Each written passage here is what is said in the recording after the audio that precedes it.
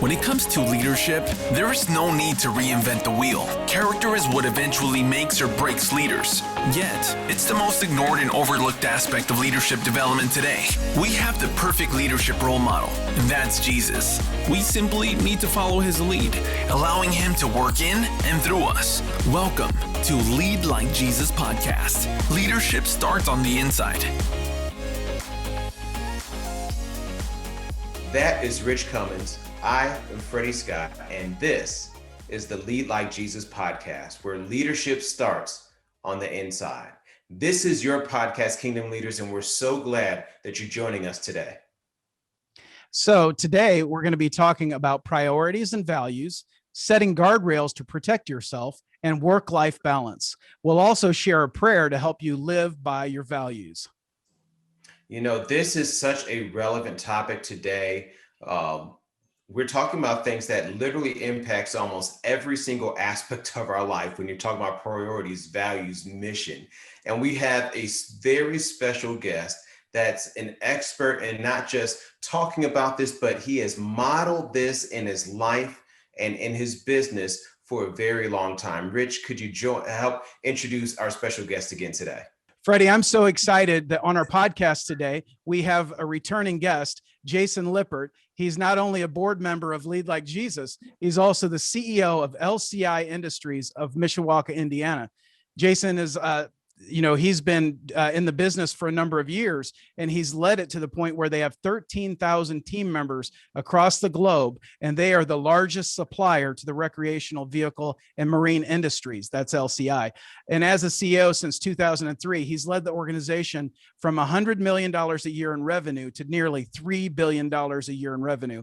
And so he is most proud of the recent culture transformation in which LCI has instituted 10 leadership coaches, many of whom were pastors formerly, to help teach everyone the difference between leadership and management. And one very, very amazing thing is Jason has implemented a 100,000 hour community service goal each year for the last 4 years in his 90 divisions. So we're very excited to have Jason return to the show, and we're going to have a pretty good podcast today, Freddie. Well, welcome, Jason, to the show. We're so excited that you're here again. If you all missed the first episode that we recorded with him, you've got to go back and listen. He did an amazing job of talking about culture and how he built the business. If you want to know how to go from hundreds of millions of dollars to billions of dollars, he literally laid the blueprint of what he did to establish the culture in his business. You've got to go back, listen, and share that. But today, we're going to be talking initially about priorities and values. This is so important.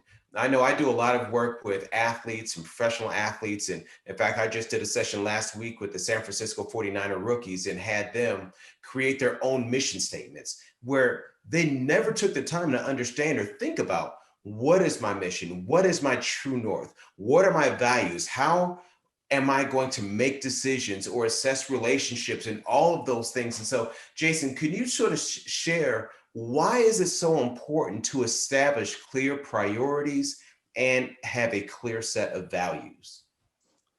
Well, listen, and from a business perspective, it just lines everybody up. It creates, guidelines for how people are going to act inside the four walls of business. And, given the fact that we've got so many people here for 40, 50 hours a week, if everybody's doing something different and there's nothing guiding us to that true north, we're going to be all over the place.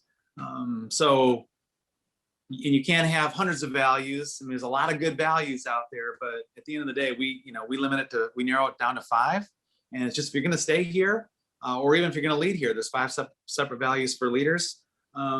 You've got to be lined up to those values. And that generally, the values are good here. So that usually, creates an attraction for people once they get in here and they see it followed on a day-to-day basis. They're here for weeks, they're here for months, and they see that, man, these guys are pretty consistent. I've never worked at a place that's this consistent with values. Some people say I've never worked at a place that has, values, but others say, look, I've seen values on the wall that, aren't paid attention to. The stat I always use with our team members are 88% of the people in the country that feel like they work for a company that doesn't care about them. So that would tell you that most of the work cultures are bad. If they felt cared for, they probably stick around longer. They probably feel like they were in a good culture. But it's the values that guide a business. It guides you personally. So I think they're super important. Let's talk about one of those values in particular. I believe servant leadership is pretty important to your organization. We mentioned that number on the last episode, and just a minute ago, we talked about the 100,000 hours of community service. Some leaders might think that to be counterintuitive. How has that played out in your organization, Jason?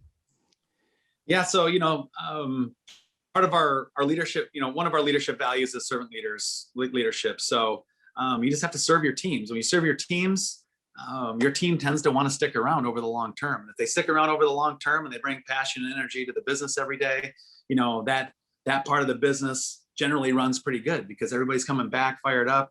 They're innovating around the processes. They're innovating around the products. They're really focused on quality and a safe work environment. And obviously you get more efficient if you've got 10 people in a work cell that have been there for 5 years versus 10 people that are brand new that need instruction and training and all that. So we kind of leapfrogged into a community service effort. We were sitting in a strategic planning meeting one day with our executive team, and one of our team members said, "Hey, look, we've been doing financial goals and objectives for our annual objectives every year. Let's do something that's got some social impact or society impact." So we decided that it was going to be community service, and we just simply said, "Hey, look, we got 90 divisions. We're going to task each of the 90 divisions to dedicate a champion at that division, whether they've got 100 people or 500 people at the division. That champion is going to help round up people for a serving event once every quarter, and then let's get people serving." And what we found is that most people, I never met one person that's gone to one of our serving events and said, "that was terrible. I'm never doing that again." They always give us feedback like, "I've never been to a serving event before, and this was fantastic. I'm coming to the next one." Or, "I brought my 8-year-old along, and that was the first time they'd ever served. And man, I can see how this is really going to help, him or her develop into a great adult." So, we've got 100,000 hours was our goal annually. And we've upped that to 120,000 hours since then a year. But it's basically, we do that through 90 divisions, setting up multiple serving events every year, and bringing as many people as they can to serving. And like I said on the last podcast, God wired us to serve.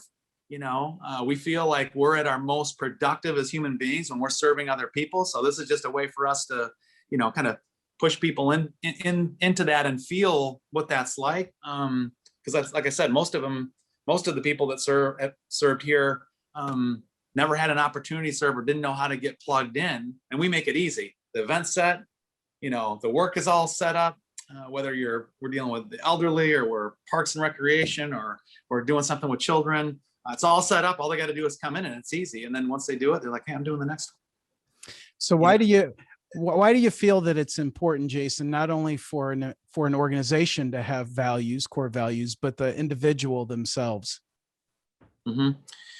Yeah, I mean, I would never have thought about it 10 years ago before we went on a values and culture journey. But now it's like, I do it with my kids. I don't know how where you're going if you don't have values guiding you personally. You can develop goals, off the values. It just gives, instead of wandering around in circles your whole life, you really get pointed in a direction and start having clarity in where you're going and what you stand for. And it guides your decision making as a human being and your interaction with others. And, that's impactful inside and outside the four walls of a business.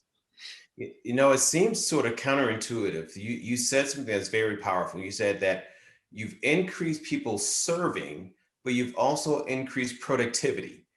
It seems like me spending the time to serve others is time away from me doing the task that's productive for work. But you found this is actually opposite. The more I serve, the more productive the company and everyone actually has been. Why do you think that's the case? Well, so, outside from the fact that, that's the way I feel God wired us. I mean, that's a we get energy from that. We draw energy when we're passionate about things. And, we've seen a lot of people get passionate about their work and their team, their work family, when they feel purpose and meaning at work. So, it's leadership and purpose and meaning is what typically, people can't find purpose and meaning at work, or they've got bad leaders, or one of the three of those, they're gone. They're leaving. They're moving on to the next job. So if you can help them find purpose and meaning at work, and serving certainly one of those things that, like I said, it fills you up when you're doing it. We all feel like we're better human beings and we're contributing, we're having impact when we're serving, whether it's our team at work and we're just selfless and we're trying to get our team members whatever they need, or we're out in the community serving, the Boys and Girls Club, or at an elderly home, or a hospice home. We're serving, we just feel better and we can contribute more. We just draw energy from those types of things. And I think that's what, and then again, from a business standpoint, to me, it's a competitive advantage. If we're that big into serving, and we've been that innovative and creative, I can almost guarantee you that most of our team members would say, I've worked at 5 or 6 or 7 other companies. Nobody's done anything like that. I feel like this is my place, because now I feel like I've got greater purpose at work than just clocking in, being treated like a dog, and being asked to leave and clock out. I think that's a big piece of it. Your industry is fairly notorious, I believe, for people leaving for more money, different organizations in particular. It happens in all kinds of industries. And so would you say that this has really been a difference maker for you, changing the culture, being oriented towards service, having values for the employees themselves? Yeah, I mean, let me be clear. Prior to our culture journey, we were one of those companies. It was, pay whatever you needed to get people in the door, run them until they can't work anymore, and then move to the next person. So we've seen both sides of the picture here, and it just makes all the difference in the world when people feel that connection to work. They feel like it's family. They feel like the company cares. They feel like there's bigger purpose and meaning than just making a widget every day or contributing to making a widget every day. It's what keeps them here. And then ultimately, again, they start going from, yeah, work's okay, I guess I like it, I might work someplace else, to I love my job, I love my leader, I love my company, I'm bringing all my energy and passion to the job every day. And that translates to productivity. Well, let's shift for a moment and let's talk about guardrails, Jason. So as you know, overworking is a major challenge for leaders. So what are some guardrails that a leader can put into their lives in order to stay true to those values we know are so important and the priorities that they have? Well, from a guardrail standpoint, to me, those are the values. Your guard value, your guardrails and your rumble strips are the values you set. And I could tell you, myself included, I didn't have, any personal values that I had written down, or personal core values I had written down prior to our culture journey. But today, I do. Today, a lot of our team members do. Some people, it's just as simple as, taking our core values off of their team member badge, and they use those, and those are good. They're good for their family. They're good for work. So to me, it's the values, and then the exponential factor is, having Jesus there to help, use the Bible and its truth is the guardrails too. I mean, if you have those two sets working for you, and you're aligned to those, your life's going to be pretty darn good. All right, Freddie, let me ask a bonus question. I can't help myself on this one. He brought up the J word. He brought up Jesus. You're a publicly traded company, Jason. How are you getting away with talking about Jesus there? Well, I think, again, it's just like, we talked about in the last podcast, where, it's just taboo for people to talk to even things about, their personal lives at work. Again, that old adage of leave your personal baggage at the door, get in, get the job done, and get out. I think it's just one of those things that people have maybe said for years, that, hey, we can't talk about that at work, but we've got men's groups at work. We've got a daily devotional that goes out every day to about 750 people, and that list keeps growing. And it's refreshing for a lot of people, because they feel like they can't talk about their faith at work, but here, people do, they can. And I'd say those are the big things. We got a prayer meeting on Friday. That's a virtual prayer meeting on Friday. That a lot of people tune into. So again, it's you can innovate around all things culture. It doesn't matter whether it's values or faith or just, hey, doing things differently. Then that's where I found most of our success in culture. It's just the innovation around doing it differently than every other company does it. Like I said earlier too, we've assigned chaplain champions at all the business units. So there's some place people can go if they need some spiritual help or guidance. And we've got people that are really passionate about that. So, to me, it's just an extension of caring for people. We've got to care for people any way we can. And certainly, with Jesus as the best example out there, why wouldn't you include him? It's amazing. You mentioned something about alignment, right? I can write down these core values and I can have these lists of priorities, but actionably, tangibly, how do I live this out? And I'm thinking even personally, I went through this process, and of course, if you're Christian, you're going to say, okay, God is my number one priority, my relationship with God, faith with God, spending time with God, my family, my marriage, and my children's maybe number two. And then you sort of go down the pipeline. But if I look at my actual calendar, and where I actually spend my time, typically is the inverse of what you say is your priority. And so one of the practical things I've tried to do is in the beginning of every year, I make sure that my wife's birthday and our anniversary is saved in my calendar with a reminder weeks ahead of time as busy, so that way I don't forget that important date. All of my kids, my parents, significant others, etc. What are some practical things that people can do to protect those values, to stay in alignment? Because when you do things outside of alignment, you don't feel as good about yourself. So what can people do practically?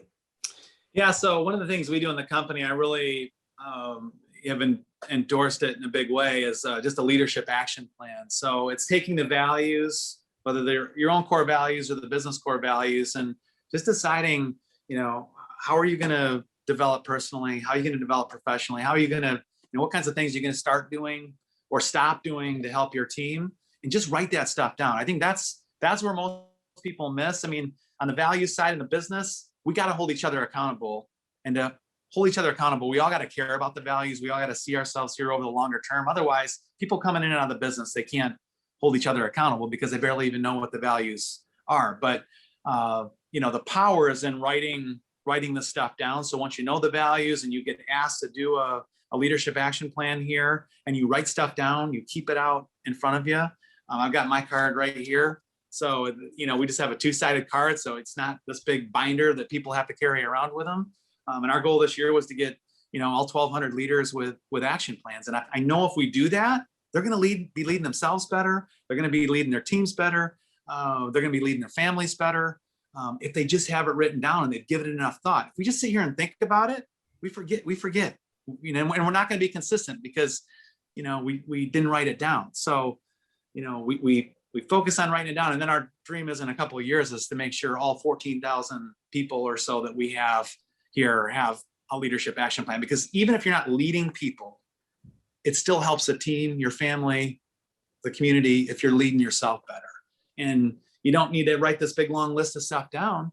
Just write down a few things. And even if you take steps and you're not able to cross that off the list at the end of the year, you can write it down next year and keep taking more steps. You're still improving. There's been research that would suggest that up to 80% of all stretch goals that are written down are actually achieved, or the likelihood of them being achieved is 80% greater if you write them down. And so thank you for sharing that. And I know, Freddie, you have a story to tell, speaking of priorities, about Coach Dungy. I know he was a very important figure in your life.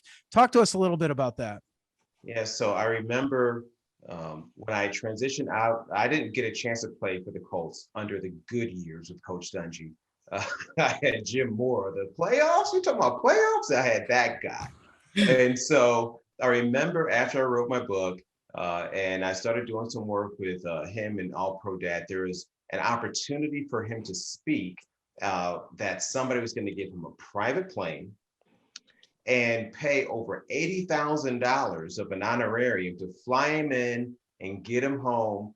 And this was shortly after he had retired. Now, he had retired not because he wasn't successful, but because if you remember, within his family, he had a son that had committed suicide and passed away. Of course, the work-life balance of being a professional NFL coach is very time-consuming. So he wanted to spend time with his family. And when he had retired, he made this promise, a priority of, I'm not going to be away from you on these particular days. On these days, I will be home. Well, this opportunity came on one of those days that he had already promised his family that he would be home.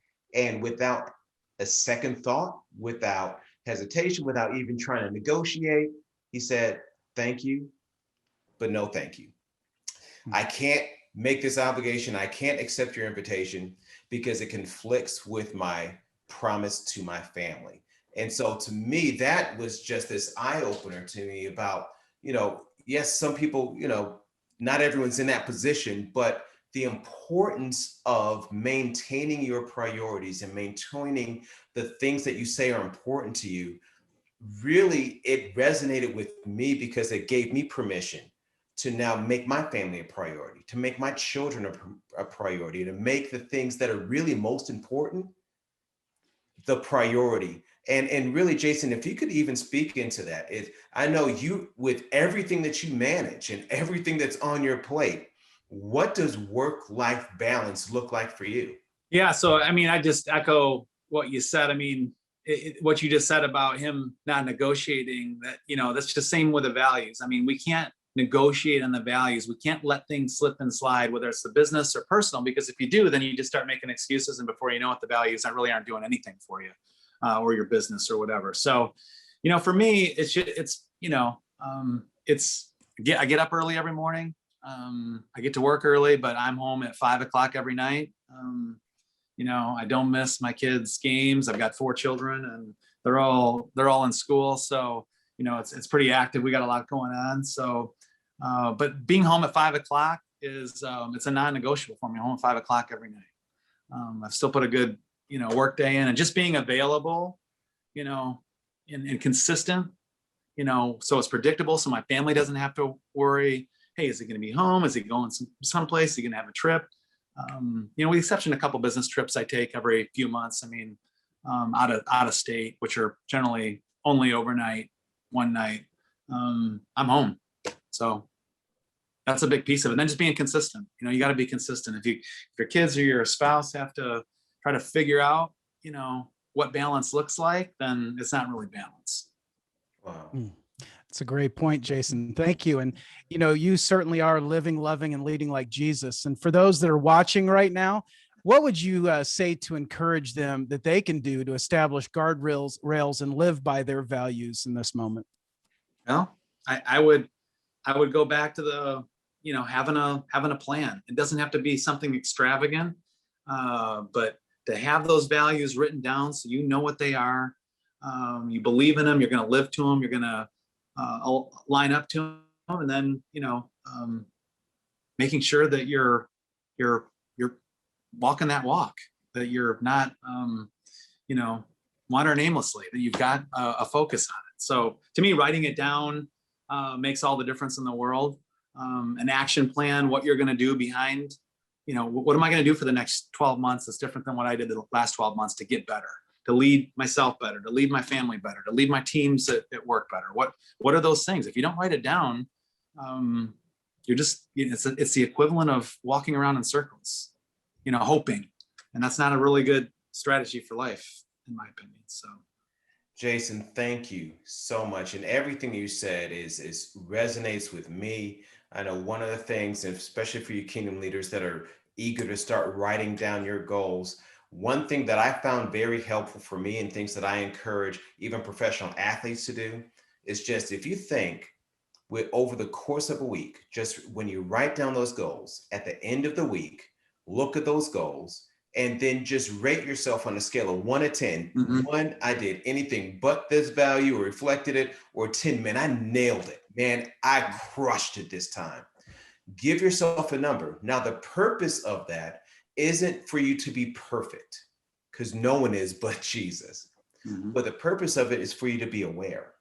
And then whatever number you have, just simply think, what can I do this week, this next week, to improve this number by 1? So if I was a 5, what can I do this week to be a 6? If I was a 7, what can I do to be an 8? If I was a 2, what can I do to be a 3? If you do that and you're intentional, just like Jason said, over time, we're going to see the progress of us living the values and priorities that God has for us. Rich, would you mind praying for our kingdom leaders who are, I know they're ready to start living by their priorities and values? And just, if I could just interject, Freddie, for 1 second before Rich prays, it's, the other 2 things that popped up that I had a mental block on was just, finding time in the Word every day. It doesn't have to be a long time. That's been really helpful to me. And just make sure that if you have 5 minutes to watch TV a day, but you're not finding time to do this kind of thing where you're writing down your goals and your action plan for how you're going to be better, then you got time to do it. It's just the biggest problem I see with people that we coach and mentor is that you're just not making the time. So, if it's the same time every day where you're just taking 5 minutes to work on a plan, that's all you need. It's better than spending no time on it. So love it. Love it. Thank you, Jason. Rich, would you mind praying for our kingdom leaders today? Yes, sir. I'd be glad to. Heavenly Father, God of glory, we just thank you for who you are. And we thank you that you've put these values on each of our hearts. And I pray that the kingdom leaders out there would continue to explore what are those sacrosanct things that just you cannot live without, that are so important to you personally and your organization. We know with Jesus, it was love, joy, peace, patience, kindness, goodness, mercy, self-control. We know the fruit of the Spirit were those behaviors that were just so vital. And I just pray that you would make those evident to those that want to live, love, and lead like Jesus, even now as we're speaking. We love you, Jesus. In your mighty name we pray. Amen. Amen. Jason, again, thank you so much. So many words of wisdom, so much practical advice. Thank you for sharing that with our kingdom leaders today. And for you kingdom leaders, make sure you write down your values, your priorities, and do what you've heard today. It will bless your life. Until next time, don't forget, you are one thought away from changing your life, and leadership starts on the inside. See you next time.